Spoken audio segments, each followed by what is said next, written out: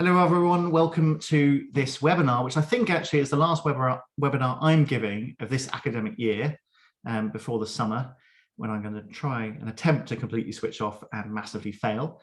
But as always, very, very pleased to have with me David Hawkins from the University Guys. David and I are going to talk a little bit about what happened in the last academic year, particularly about admissions to international universities, and then make some wild predictions about the next round. David, do you want to introduce yourself briefly? Yeah, hello everyone, lovely to be back for this one again. It means the end of the year is almost here. I'm director and founder at the University Guys. We specialise in independent college counselling to global destinations, member of International ACAC and basically every other counselling organisation you can think of. So yeah, really fun to be here and talk through what's happened and what might happen. Great. And David and I did discuss briefly before this webinar that we are going to attempt to keep this upbeat. There are some things that I would like to frame as realistic rather than downbeat, but we'll get onto those. So what we're going to talk about today in a very organic way, the trend in numbers to the US and elsewhere in terms of university admissions, the admit rates, as I'm sure that most people listening, those numbers are quite low, particularly to the US, and we'll talk a bit about what's happening there. We're going to talk about test optional, always on people's minds, particularly with the US again, SAT and ACT tests. Fears that students and parents have. There are a lot of worries and anxiety amongst families, but we'll try and address that. And on that note, talk about how the pandemic changed attitudes amongst families, a few lessons that we learned this year, and what will be the big changes next year, or at least what do we think they're going to be. I'm going to talk about the digital SAT as well. The College Board, it's almost as if they can see when I'm doing these webinars, but they release some stuff today. So I'm going to try and talk about that and a few long-term predictions. As always, please pop your questions in the Q&A box. You can ask any question you like. There are no silly questions, only silly people. So ask anything you like. So let's talk about what happened. And I might just ask David here. David, in the first year of the pandemic, that year 2019 to 2020, we saw numbers from the UK to the US shoot up pretty dramatically, up about 25%. Since then, what's happened? Yeah, I mean, it's really, really hard to track numbers because we've not got any central way of doing it. But I think those of us who go to a lot of schools and talk to people would see that the number is still trending up. The evidence that the survey that UES and the University Guys did, asking a lot of schools to give feedback, definitely showed that everybody is seeing an increase. You know, schools that had fewer than 10 applications now having between 10 and 20, that used to have between 10 and 20 are now having more than 20. And so on. And the Independent Schools Council census, which is a rough guide, but probably the best that we've got of actually how many students are going, is definitely showing a marked increase in students who are actually going. What I would like to do next cycle, and whether we can track it or not, I don't know, is to see whether there is a divergence between a rise in the number of people going to the US, but an even bigger rise in the number of people who are applying to the US and either not going or not getting the offers that they hoped for. But it's almost impossible to find hard data on this, apart from chatting to a lot of schools and all of us in this line of work looking at our inboxes and seeing there are many more people interested and many more schools who'd like our help because they have more students interested. Yeah, I would completely agree with that. A lot of the evidence we have for this is anecdotal, and same on our side, the numbers of people expressing interest, they might not all follow through with it, is increasing. Now, at UES, we're in a bit of a unique position in that we run SAT and ACT courses in schools, and therefore we see very early on, at least in the sixth form, how much interest there is. It's a very good way of gauging interest in the US because people have to pay for the course, so they must be reasonably interested, they pay. Those numbers are going up everywhere, and the number of courses are running, but also the number of people on those courses is increasing dramatically. I'm not going to name the school, but I was talking to a school counsellor the other day, and they currently, at the end of year 11, have 65 students expressing interest in our course for next term. That is terrifying, but also means that there's a lot of interest in America. David, you will know better than I do, but what does this mean for numbers of students applying from the UK to the EU and Canada and other places? Yeah, I mean, again, with the same caveats of how challenging it is to find information, I definitely see that there is continued growth in Canada. When we look at the stats from Canada, the numbers are vast of what they're looking at when they're trying to track, again, successful enrollments, people who go and complete, really very high. The EU one is really interesting because it's kind of revealing different sectors within the UK. We've obviously got the private universities, the places a lot of people here will know, Bocconi, Jacobs, EHL, IE, and they seem to be doing really well. There was an event on Friday, and the most senior sort of admissions and recruitment person from Bocconi was in the UK and had some very busy events. And those universities doing very well, particularly within the London and sort of boarding school markets. I think what we're seeing really interesting in the EU, and certainly talking to people who work at public universities from the EU, is that we're also seeing a growing interest within the further education sector in the UK, which is not one that's particularly easy for a lot of us here to meet. But a lot of students go into sort of further education colleges whose parents might have migrated to the UK in the 2000s. Students born and raised completely anglicised within the UK school system, but have an EU passport and a hinterland leading to Southern Europe, Central Europe, Eastern Europe, and are sitting there with an EU passport. And so suddenly the UK at 9,250 versus the Netherlands at 5,250 or so euros for a 3-year degree looks very different with a Polish passport, Italian passport, Latvian passport. And there's a whole kind of hidden part of the sector there of students looking at studying it in Europe in English there's almost no data on, again, apart from universities saying, hey, we've had a massive spike in applications from Northeast England to our universities. So there's all sorts of interesting things going on there. The third one I would add on is Ireland. Lots and lots of interest in Ireland, particularly in things like health sciences.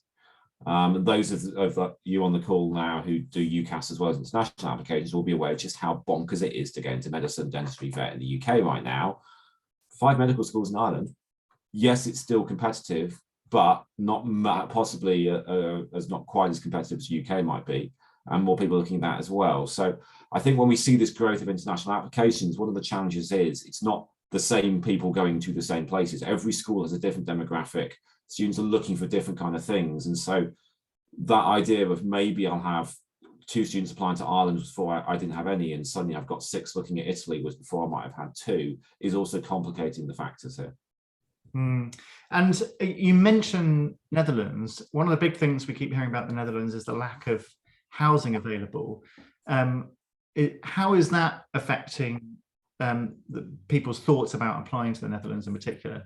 Yeah, I think it's one of these unknown unknowns, which a lot of people might have heard me talk about before, but people don't know that they don't know about it. We spend a lot of time when we do our sort of standard why study abroad presentation explaining that you can't assume that university in other countries works the way it does here.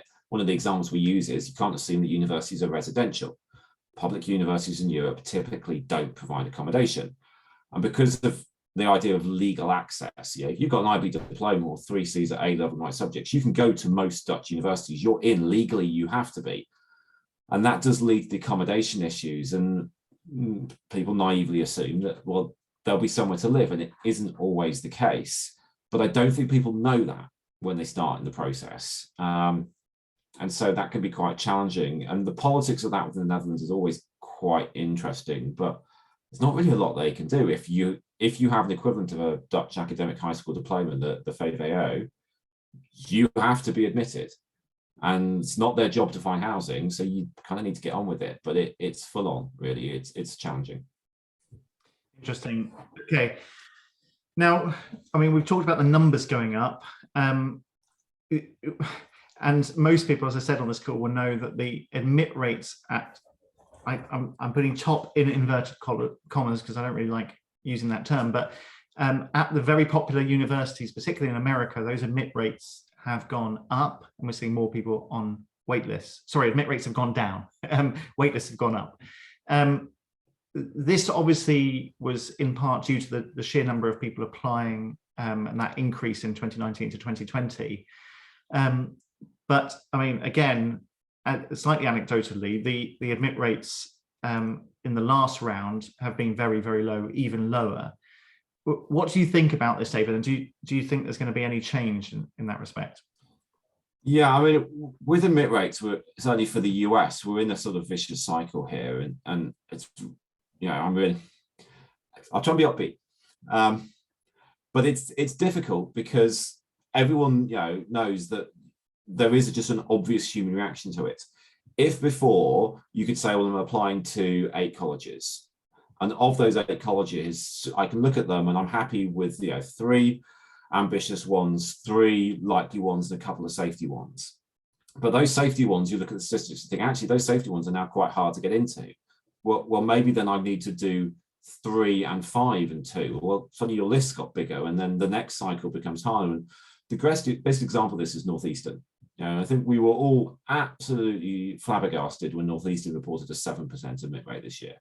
Because for years, for some really talented students, it's been a safety. For some high achieving students, it's been a likely. And suddenly you took 7% admit rate. Well, no one can say a 7% admit rate is anything other than a reach school.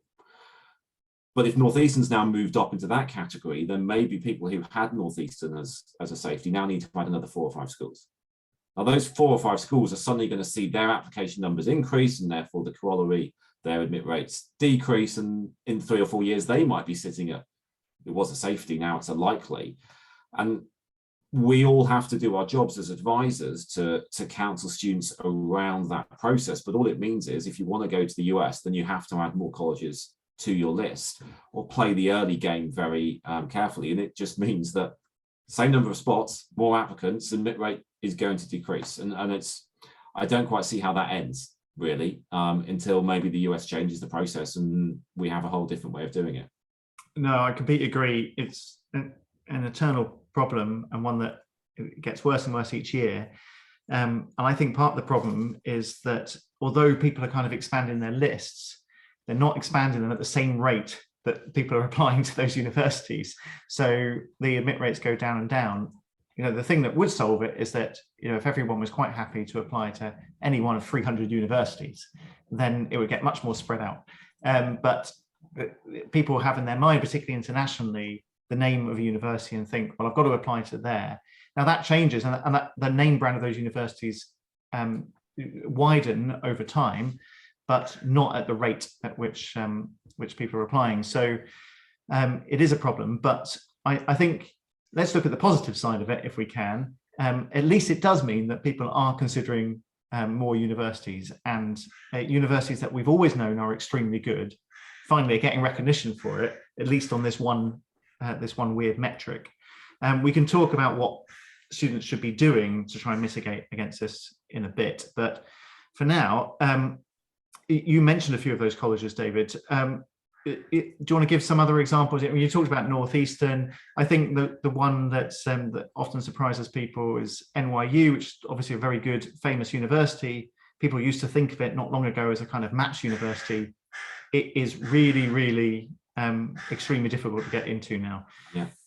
Any others, David? Well, I agree. I say hello, Amy Golden. Hello, Amy. Send us a message to us. Amy, sort of one of the world's best specialty consultants for performing arts. Amy, thank you for joining us. Saying that she has different terminology: super reach, possible, probable. I think we all have different ways of trying to couch that, and then maybe I'm being lazy of slipping back into old school ways of doing it. But I think there are all sorts of places where it's not just the overall numbers, it's the numbers within the numbers. It was fascinating seeing Mark Dunn and Keith Wright at Yale when they were kind of deconstructing their numbers, that their rise in application numbers is almost exclusively because of international applicants. And so maybe though Yale has got hard to get into, it's got even harder for internationals. Berdal has put a thing in the chat here as well, Berdal from City of London Boys, also talking about different profiles within different subject areas as well. And I think that's really interesting when you look at colleges where you have to apply into a college at a university. I mean, the University of Washington out in Seattle reported something like a 3% admit rate for computer science.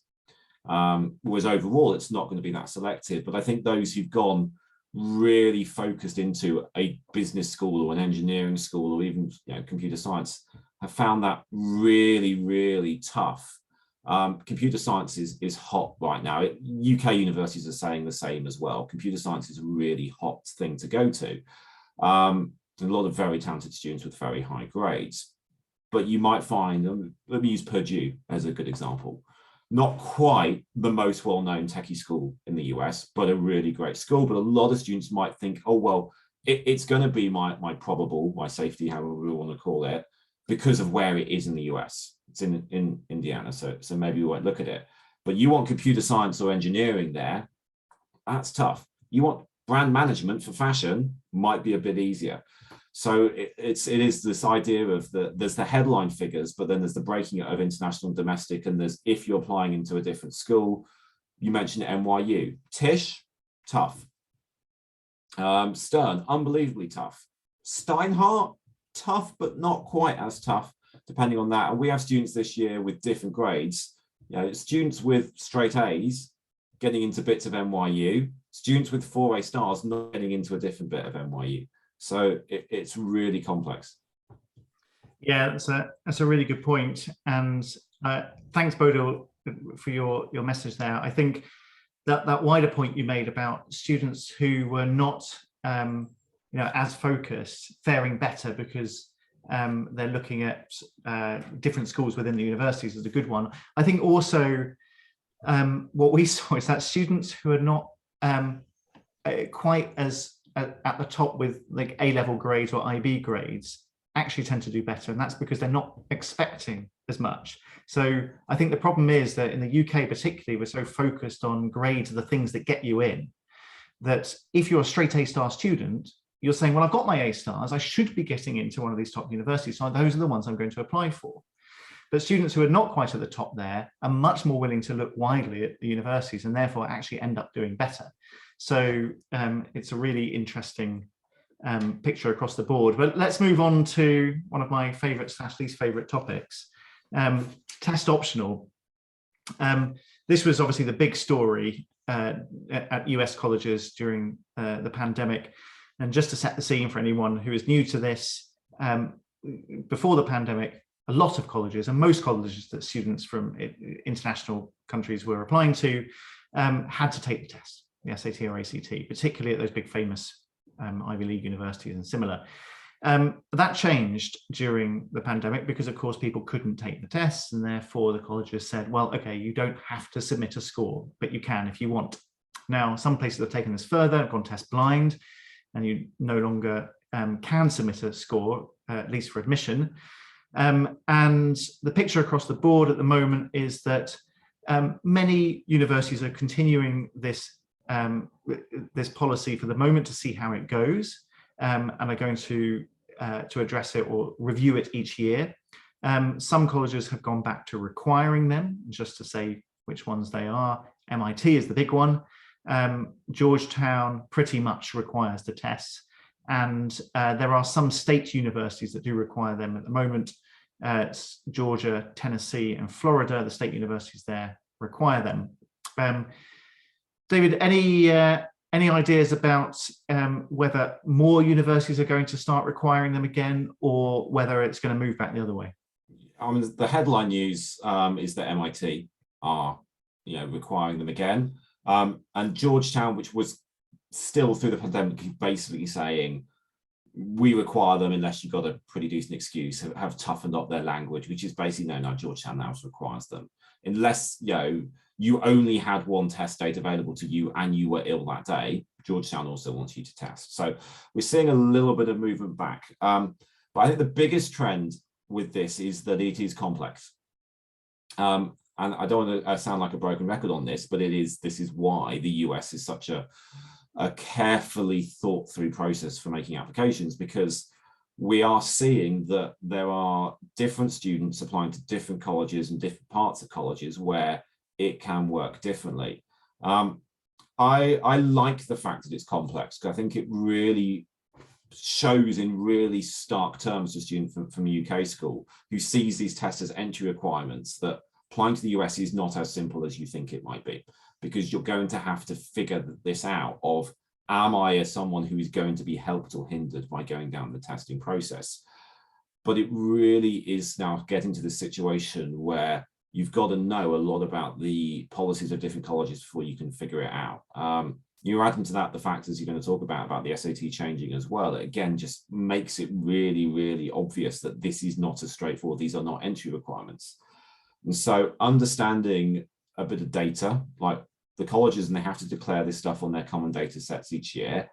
What did they do last year? What proportion of the students they admitted had a test score, and how does that stack up against the proportion of their applicants who had a test score? So is it at that college working or not? Looking again within the internal bits of different colleges. I mean, again, if we talk about business schools, a lot of students in the UK will apply to a US business school thinking it's like business in the UK where you don't need A-level maths. Good luck getting into Stern or Wharton or Dyson without A-level maths. But if you haven't got it, but you've got the super high SAT maths score, is that possibly something that's advantaging you that wouldn't be so relevant if you're applying to the College of Arts and Sciences at Penn or Cornell or somewhere? So the biggest trend is that colleges, because they don't or feel they have to follow the same pathway, are having lots of internal discussions about how do we use testing in different ways. And whether you agree with what MIT have done or not, the blog post that came out, which I would encourage everyone to read, really does talk through their thinking with the testing. And every college is having those internal dialogues about it. They might not all be sticking up on a blog, but you can bet that faculty committees and admissions offices and boards of governors are all having these discussions. And what Harvard will do will be different from what Yale will do, what different will Princeton do. Externally, it might look the same, but internally, it's all going to be very complex.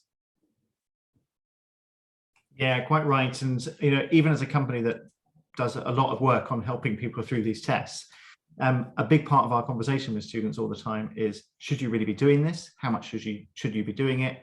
When should you stop?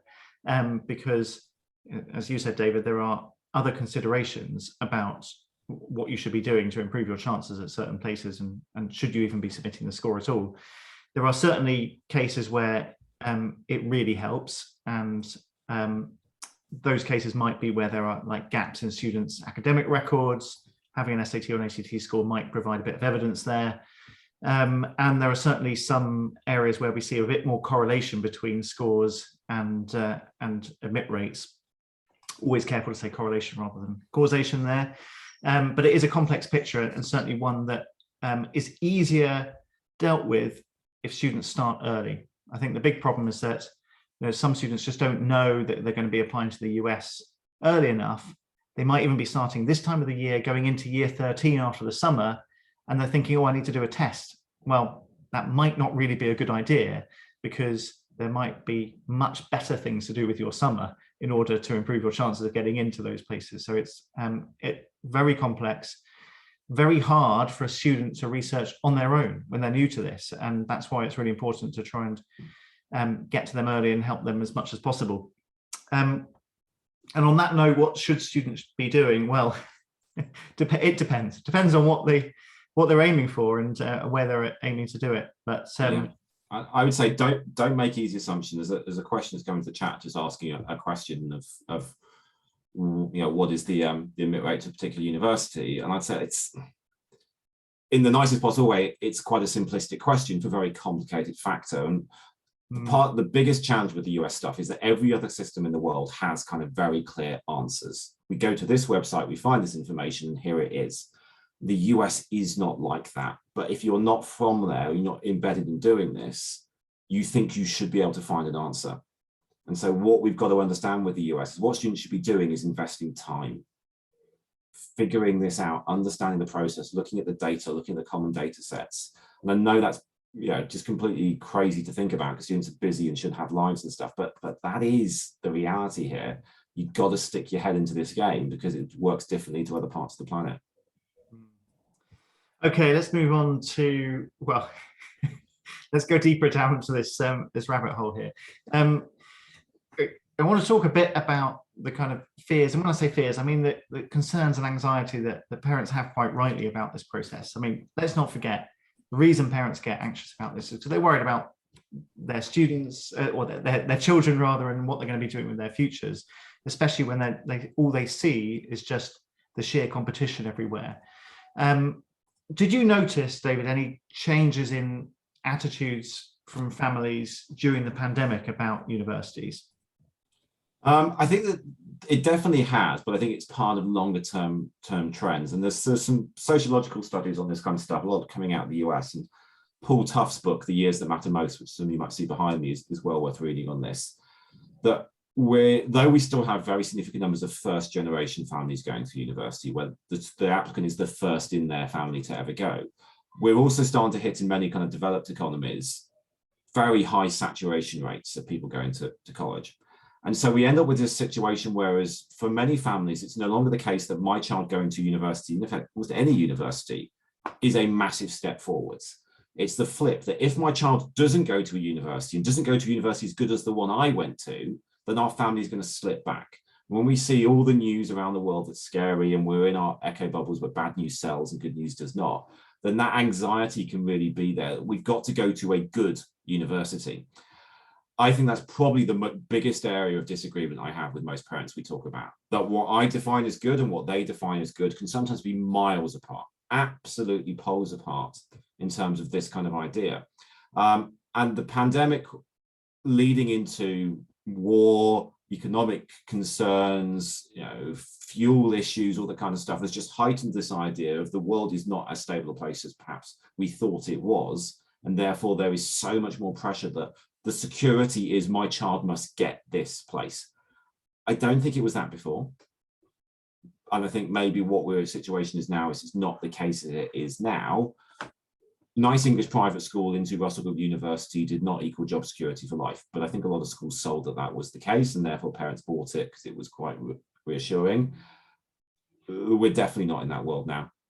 And I think people's fears and attitudes are real, but based on the fact that UCL is a ticket for life. It never was. I don't think it is now. And I think as long as we understand that these kids are going to be fine. If you've got an A star and 2 A's at A level, 30 at AB, you're going to be fine. To be honest, paying for your kids to go to private school, your kids are probably going to be fine. But it's the stress within that these little minute differences matter. Yeah, I can only echo what you said, David. I think I really like what you said about how, going to a Russell Group University, people used to think of it as a ticket for life, and coming to the realization that's not true. I think the interesting thing that I see is that has somewhat moved onto international universities. They now think, okay, well, Russell Group isn't the ticket to life, so now getting into an Ivy League university is my ticket to success. So now we're faced with this doubly hard problem of trying to explain, well, that's also not the case. It is not a guarantee of success. And actually, if you want a guarantee of success, it's not the Ivy Leagues you should be going to. Depending on how you're measuring success there, you should maybe go to University of Maryland, depending on what you want to do. Yeah, Rose Hulman or Colorado School of Mines or Wisconsin, or something like that. Yeah. And so trying to explain that and reframe that in terms of what they think that they want their children to go on and do, and how they measure their success. I've tried to, you would have seen this webinar that I did recently, trying to get evidence from employers about this and about what they actually care about. What they actually care about is not really where you went to university. Now, maybe if you want to be a lawyer, they care about what law school you went to, but actually what they really care is how well did you do at university and what did you learn? And have you now got the skills that we need for this job? That's what they care about. And I think people think that going to a bigger name brand university is the thing that's going to ensure that they get that job and they're going to be fine. But as you said, they're going to be fine if they go to university and just do well. And they'll probably be more fine if they did that. But trying to convince people of that, even with the numbers, is very difficult. Yeah, and I don't want to do anyone down. I think we've got some sort of parents on the call as well. It all comes from a wonderful place of wanting the best for your student and pushing them forwards. And the fact they're investing in organizations like ours is testament to that you really are genuinely investing in your child. So I think that everyone's doing this from a really good place. I think where it gets complicated is the fact that the world has changed. that maybe there was a time when this was kind of stuff. And I always think back to a revelation I had when I was watching the film Lincoln, which is a phenomenal film. But there's a wonderful scene in that film where the guy playing Lincoln goes down, and there's everyone sitting there doing their Morse code. And there must have been a time when training as a Morse code operator was a key to life. You could do Morse code, you off sorted, until the telephone's invented. And there will be a time where going to this name brand university would have mattered. But then the world changes. We don't do things like we did a generation ago. We don't check the cricket scores on teletext on 342, which Jason and I will have done lots of kids as cricket tragics. The world has moved on, as has the world applying to university and graduate recruitment and that kind of stuff. So we've just got to delve into the reality of it is now. And the pandemic has shifted things in all sorts of ways. Quite right. Now, I think we don't need to dwell on this, because I think one of the things that families are concerned about is this return on investment. And by that, I mean that a story that we hear quite a lot, and I'm sure you hear this too, David, is people saying, yes, but it's not worth the money if I'm not sending them to one of those universities.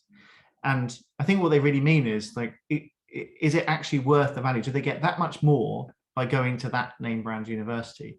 But given that other universities in America are going to be a similar sort of cost, what's your typical response to that, David?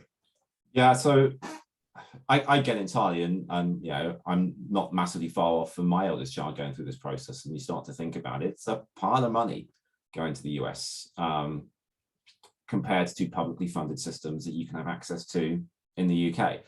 And I think it's a really individual decision. I really try hard not to impose any kind of value judgments on this. We will give honest feedback, and I know lots of the councillors here as well. But at the end of the day, it's the family's choice as to what they believe has value to them. And if they don't believe that that is worth paying for, then that's their decision. What I think is kind of my real answer to this return on investment is, what is your type of good? What does your child need to be fulfilled at university? And again, lots of people here will have heard me present on this and give the talk before, but I always use the analogy of a Porsche versus a Range Rover Evoque. They're great cars, but they're different kind of cars. And I, as a father with 3 children, would not go out and buy the Porsche and expect it to be the right fit for my personal circumstances right now. It would be disastrous for me. No one's saying it's not a great car, but it's not the right kind of great for me. And so when we're looking at this idea of return on investment, it can't just be about, we're only going to go for one of these. You have to have a deeper conversation about what is going to lead to success for the young person going through this process and the family in a wider context. In short terms, Harvard might be the disastrous university for this young person. UCLA might be perfect. So understanding that, I think, is more of a tool into it. But let's be honest, $80,000 a year, every year for the next 4 years of your life, and possibly more if it's a big state school that's hard to graduate in, that is not a small investment. And so I think families are entirely right to define in their terms what they will and won't spend that money on. Absolutely. I mean, we've talked about what the truth. I mean, just to mention a little bit about this, what is the truth? I hate to use the phrase that it's your own truth, but as you pointed out, David, people define value in different ways, and tied up in that notion of value is not just how much you're going to go on and earn in the future. It's also, what it means to you to get into that sort of university, and either the prestige or the sense of pride that you rightly feel for doing that. The truth is, if they are framing it in terms of what is good for the future of the child, then, as you said, there are other things you need to think about. You need to think about the right fit. And as I've pointed out, that there are things that employers care about that might not be the things that the universities are ranked on. So I think the truth is somewhat variable there. And we talked about what families can do there, but let's move on to a few lessons, and we don't need to spend a lot of time on this, but in that last round, what did we learn? Well, I certainly learned that it is tough at the top, and it's getting harder. And by that, I mean, if you're applying to top universities, it's hard, really, really difficult. There are things you can do to maximize your chances, but you, at the end of the day, you have to go into it knowing you're up against a lot of very, very good people there. So mitigating in that some way is a good idea. Here's one though, David, I wanted to get your opinion on this. I think that students are less concerned about politics than people think. Now, as adults, I'm absolutely terrified of politics all the time. And you will be more than anyone, David, and I won't go into why. Well, I love it. I'm a geek for it. I mean, when I say scared of politics, I'm scared of politicians. That's what I mean. But you know, we hear a lot of bad news coming out of America. Bad news in, I should put caveat that by saying bad news for some people, and certainly many people who are thinking in a kind of liberal university way. But that doesn't seem to put off students. When Trump was elected, it didn't really put off students. In fact, you know, the opposite happened, not because of Trump, but because people were looking more at international universities. I don't see the recent current affairs in America putting students off applying there. And my personal opinion on this is that students, it's not that they don't care about politics, it's that they know that you're a visitor in that country. You get to kind of view it from the outside and maybe, if you're lucky, influence things if you stay there. But it's not so much that you are going to be personally affected by it. Would you agree with that, David? Yeah, I think so. I think young people, and we need them to be, are optimistic. That might be naive optimism, but everybody was young. Maybe not me, I was born 55, but lots of people are. I think people have this positivity. They'll be fine, it'll be okay. Which is great. I think sometimes as older people engaging with younger people at a vulnerable stage in life, we maybe do have to inject that bit of realism in there, and question it and challenge it and stuff, and maybe look beyond the headlines of, you know, this part of America is okay, that part of America is okay, and we'll forget about the middle. Actually, there's more to look at, and I spend a lot of time in my big US workshops looking at the county by county electoral map rather than state by state. So I think there's positivity to this idea of students being less concerned, that maybe they just go, yeah, it's fine, but people are good. You know, the thing that President Obama said, you know, the curve of human history is genuinely good, but sometimes it has dips.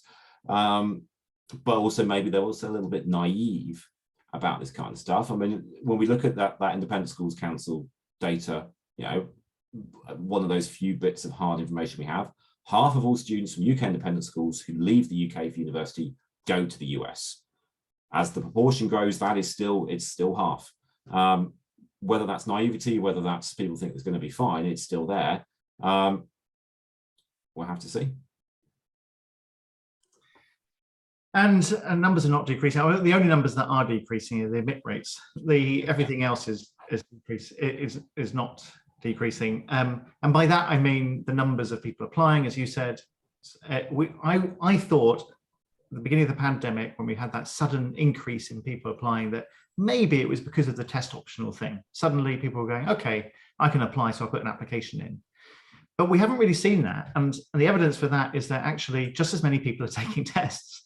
So it's not that it's actually suddenly made more people apply. I think those numbers went up and they're going to stay high.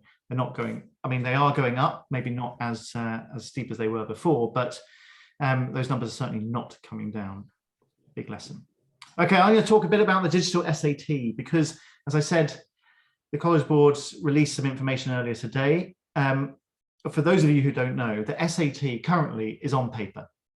Wherever you take it in the world, you take it on paper, unless you get particular accommodations to do it on a laptop. But for the most part, you do it on paper, and you go to a test center. The test center is a school most of the time. The ACT went digital a few years ago, and you now have to go to a particular test center to take the ACT, and you do it on computer. Again, unless you have particular accommodations, you do it on paper in school. It was always going to happen that the SAT would go digital. They had announced, along with the ACT, a couple of years ago when the pandemic happened, that they were going to create an at-home test, and then they quietly dropped those plans. Now, those are still the long-term plans, but what they have now announced is that the SAT will be going digital from March next year, internationally. Now, in US, it won't be until March 2024, but from next March, students taking it outside of the US will take it on computer, still at a test center. It's going to be a shorter test, so it's actually going to be just over 2 hours long. So the reading and writing section, which at the moment are separate sections, so there's a kind of English language section, if you like, and then a reading section, they're actually going to be amalgamated together, and the questions kind of mixed up within there, which is quite interesting. So they're testing those skills in grammar and those skills in interpreting passages of reading in the same sections. There's going to be 2 sections of that. The maths is going to be broadly similar, but still slightly shorter. There's only going to be 44 questions, I think, and about 70 minutes. Now, what we do know from the stuff they've released today is that, broadly speaking, the things they're testing will be the same sort of grammar rules, same sort of math skills. There's no big surprises there. But obviously, they're not going to go into it going, right, now I'm doing reading, now I'm doing English. The other big change is that on the math section, a calculator will be allowed all the way through, like it is on the ACT. As I said, a student will be able to take it on their own laptop in a test center, which will be a school. Now, this alone, I think, is going to make this test very, very popular, because students will feel very comfortable about taking this test. They will be familiar with the computer. They won't be in a weird test center. They'll be in a school. The other great thing is that it will be asynchronous. And by that, I mean, students don't have to start at the same time. There will be a set time they're supposed to get there and start. But if there's a problem with the student's computer, doesn't matter. They will still be able to take the test. And even if there's problems with Wi-Fi, the test is designed to accommodate that. They can still do it offline until the internet starts again. So this will make the test much, much easier, both to administer and to take, which is really good. And this has a massive advantage over the current ACT, because the ACT relies on external providers to run this test at test centers. And there are problems with that. Test centers get full. Sometimes there are technical issues and students can't take it. With the SAT, they'll be able to go to a school that understands how it's supposed to be run. And as long as they have registered for it, they will be able to sit down at a desk and take that test, which is really good. The last thing I want to say on that is the idea that it's an adaptive test. Now, I'm not going to talk for ages about what that means, but simply put, there are 2 sections of English, 2 sections of math. Now, the first section of English, how well you do, determines how hard your second section of English is, and similarly for the maths. I have my doubts about whether it really will be adaptive in March next year. I suspect that the College Board need to get more data on this and need more time to make sure that works before rolling it out in America. So I doubt that that will happen, but I may be wrong about that. I've been wrong about plenty of other things. So let's see what happens there. But that is the ultimate aim. And generally speaking, adaptive tests work very well. GRE, GMAT, both adaptive tests. It allows the test makers to hone in on a student's real level much more quickly. That's how you're able to do it with fewer questions. But broadly speaking, it's a shorter test. You get much more time per question than the ACT. It'll be a more comfortable test. I don't know if this is a time for predictions, but I suspect that if the ACT don't change their test, the SAT will be very, very popular once people start to realize how much more comfortable it is. But let's see about that once we know a bit more about the test. So on that note, let's make some predictions. David, what do you think is going to happen to the numbers and the admit rates next round? Yeah, I mean, so my rule of thumb that I tend to say to students is if you could walk down a decent sized high street, stop a random person, ask them to name US universities, and they could name a university, it's going to be harder to get into next year than it was this year. The places that are well known, more people want to apply. More schools are having students apply speculative applications, perhaps not the best prepared applications, but at that name brand level, I think it's going to be tough. And then there are other places which perhaps have some name recognition, but have something else going for them. You know, they're in a popular city.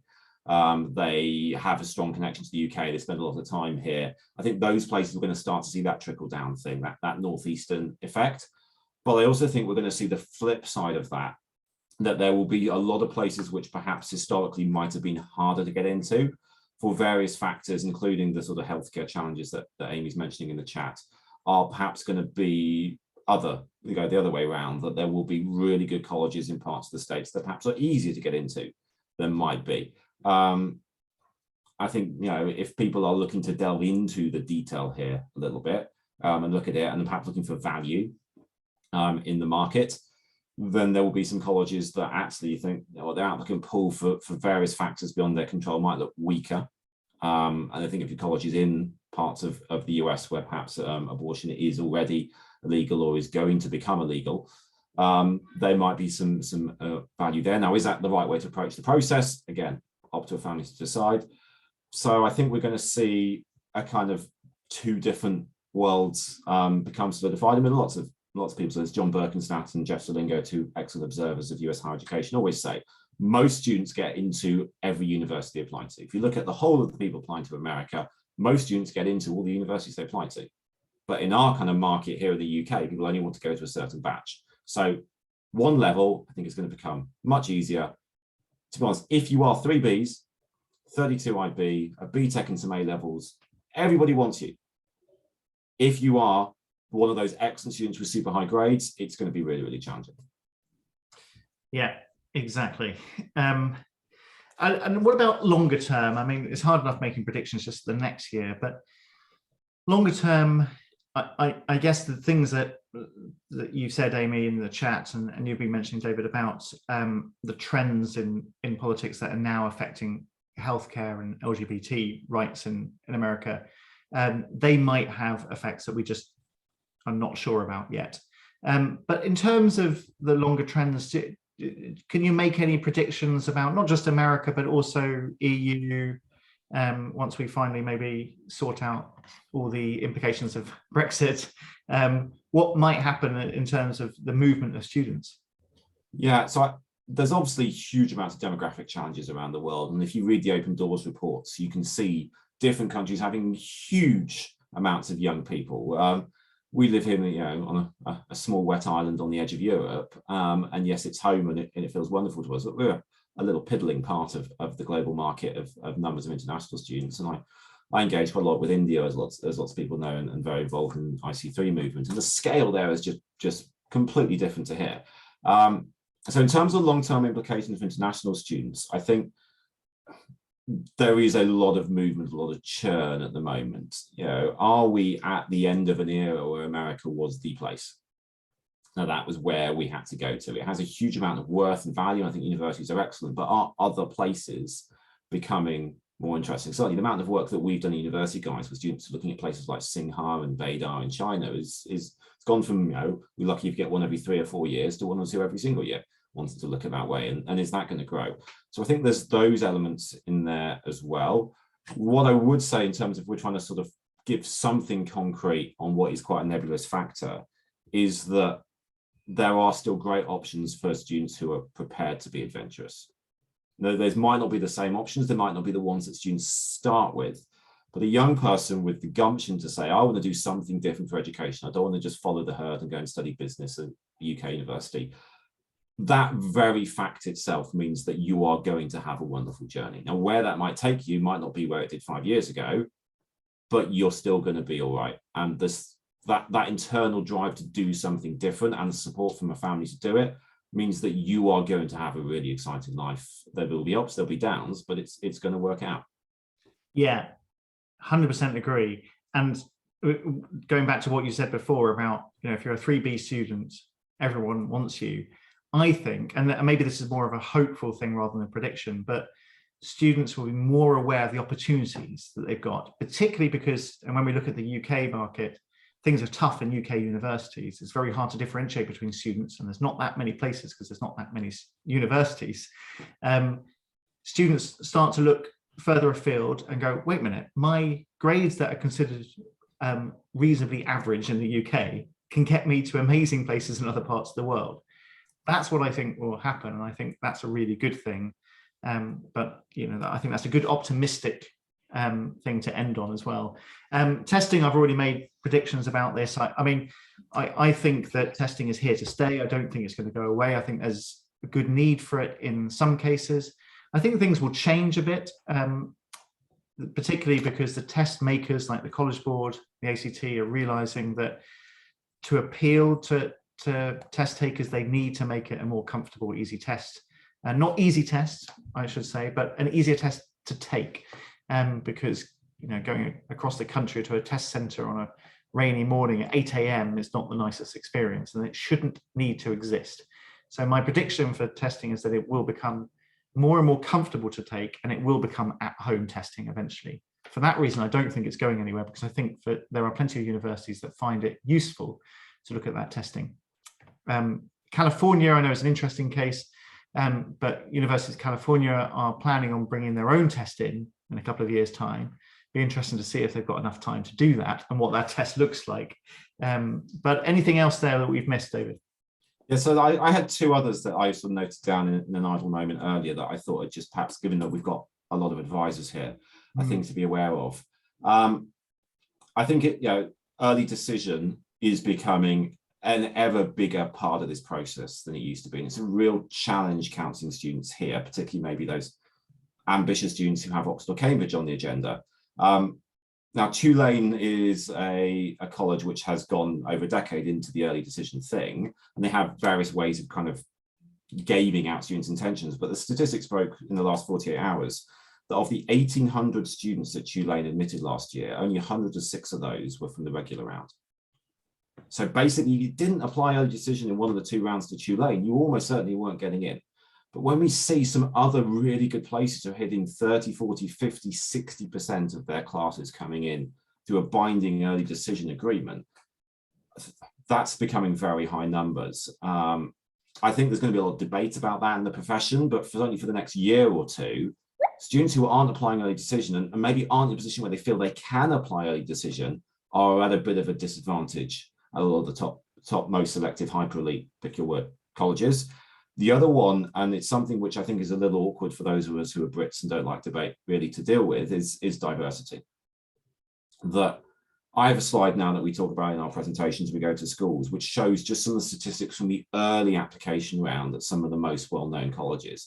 And what you're looking at places like Brown and Notre Dame and Princeton is, or we're looking at around half the students they admitted early were from diverse backgrounds, what they call BIPOC, Black or Indigenous people of color. Now, I don't want to delve into the rights or wrongs of that because it becomes very emotive. It is just what it is. That a lot of US colleges decided that for them, they see part of their role in solving what they perceive to be problems in America is to bring in a different group of students into their communities. That's great, that's fantastic, but it's not what we're necessarily used to in the UK. And we therefore are in situations where we're having to have discussions with students that this student from this profile might be a better match for this university for something that is completely not of anybody's control versus than somebody else. And how we deal with that in UK school communities where we're not necessarily as involved in some of these discussions in the same way as the US is really challenging. That a student who might seem less well qualified might actually be a better match for that because of their own personal backgrounds compared to somebody else. And when we see that at your Brown and Harvard and Princeton and stuff, it is only going to filter down in different ways. And I mean, you've heard me just for 5 minutes talk convoluted about that. I don't have the language here in the UK to have that conversation effectively. How we do that within school communities is a real challenge, but it is something we're going to have to grasp when we're looking at really high numbers of diverse groups of students being admitted into these really hyper elite universities. Great point. Okay, we've reached the end and we've got 5 minutes left. So I can see people are asking questions. If you've got others, pop them in the Q&A and we'll address them as they come in. First one, someone has asked about counselling. So are there any free counselling options for people who can't afford the paid ones? There are. I mean, that it's a great question, and one of the problems of counselling students, particularly for the US, is because it's so time intensive and there's so much to think about. It's very difficult to find people who would do all of that for you for free, but there are lots of places out there. Now, one is Sutton Trust. They have a great US program. If you're a high achieving low income student, you might be able to apply for that. And there are other options out there. Any, David, that you can just rattle off that students might look at if they need? Yeah, I mean, for other parts of the world, other bits of Education USA, your website, our website, people try and answer emails and do the best they can. It might sound slightly facetious, but it's not meant to be. The library is actually your best source of free counselling.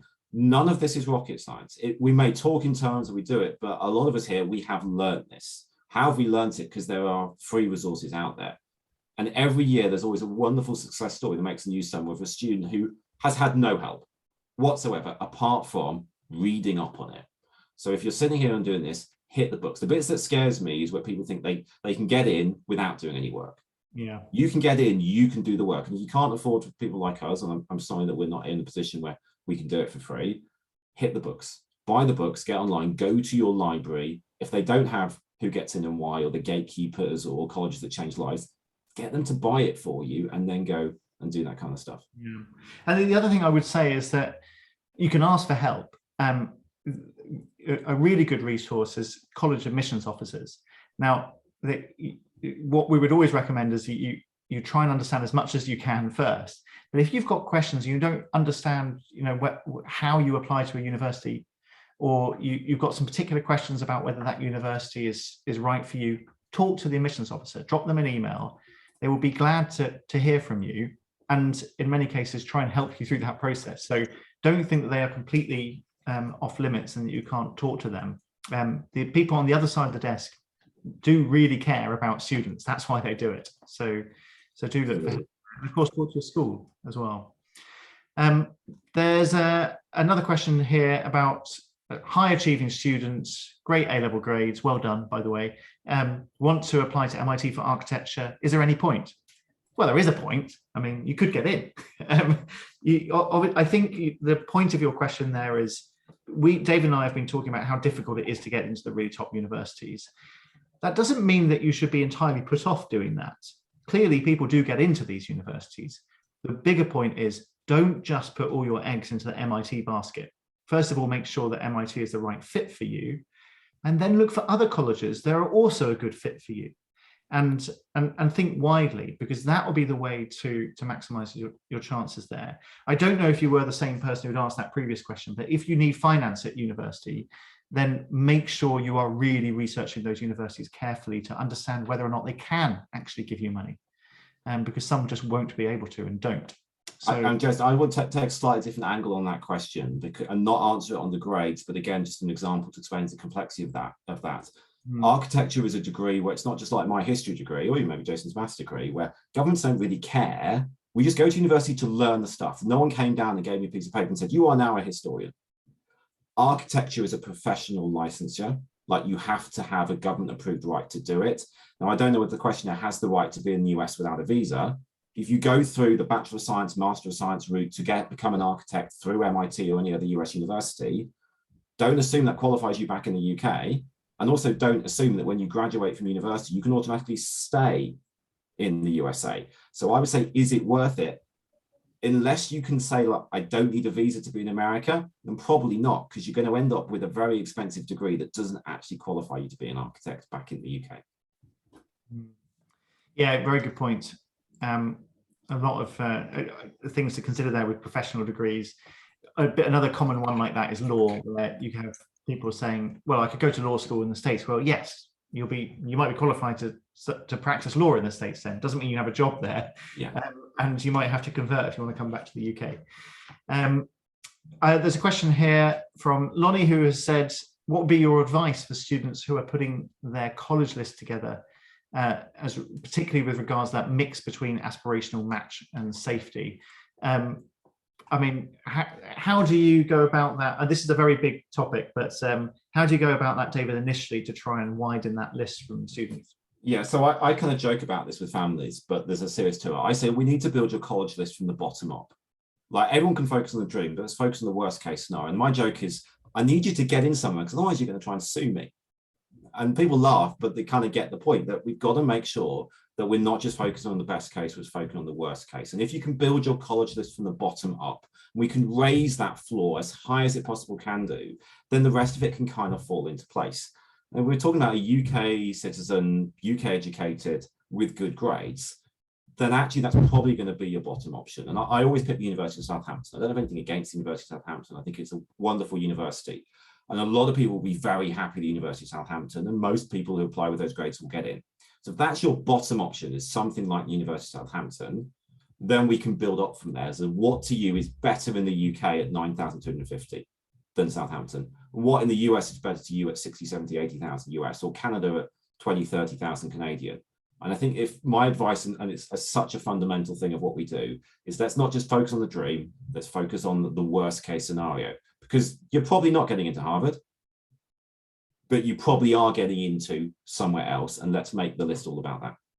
Yeah, it's a great thing to finish on, David. One of the things I always say similarly about those lists is if you just apply to the very top places in America, and you're just looking at, you know, top Russell Group places in the UK, if you don't get your top place in the UK and you don't get into any of those ones in America, what are you left with? And if you're left with something, you know, towards the bottom end of your list in the UK, wouldn't it be nice to have another option slightly above that in the US? You don't have to go, but at least you've got that option on the plate there. So I really like the idea of building it up. Now we've reached the end of the questions, we've reached the end of the time, so we're going to round it off there.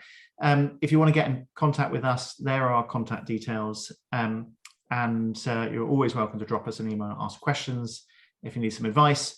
And I just want to say very big thanks to everyone for tuning in this, what is this, last week of term, maybe second to last week of term. And I hope you all have a wonderful summer, and I hope all your students get fantastic A-level results and GCSE results and get in everywhere. Awesome. And well done, everyone. We survived. We got through another school year. Roll on 2022, 2023. Right. Thanks, everyone. Goodbye.